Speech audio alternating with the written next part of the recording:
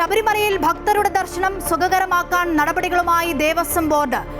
തിരക്കനുസരിച്ച് spot booking ക്രമീകരിക്കാൻ പ്രത്യേക committee. Sabarimala സ്വർണ്ണക്കൊള്ളക്കേസിൽ A പത്മകുമാറിന്റെ മൊഴി നിർണായകം. അന്വേഷണ സംഘം തിങ്കളാഴ്ച എ പത്മകുമാറിനെ കസ്റ്റഡിയിൽ വാങ്ങും. പത്മകുമാറിന്റെ ആറന്മുളയിലെ വീട്ടിൽ നിന്നും കണ്ടെടുത്തത് നിർണായക രേഖകൾ. നടൻ ജയറാം ഉൾപ്പെടെയുള്ള സാക്ഷികളുടെ മൊഴി രേഖപ്പെടുത്തും. തദ്ദേശ തെരഞ്ഞെടുപ്പിലെ നാമനിർദ്ദേശ പത്രികകളുടെ സൂക്ഷ്മ പരിശോധന പൂർത്തിയായി. തള്ളിയത് 2261 നാമനിർദ്ദേശ പത്രികകൾ.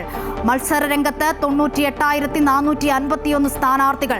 കണ്ണൂരിൽ 9 ഇടത് സ്ഥാനാർത്ഥികൾക്കും കാസർഗോഡ് ഒരു ലീഗ് സ്ഥാനാർത്ഥിക്കും എതിരില്ലാത്ത വിജയം.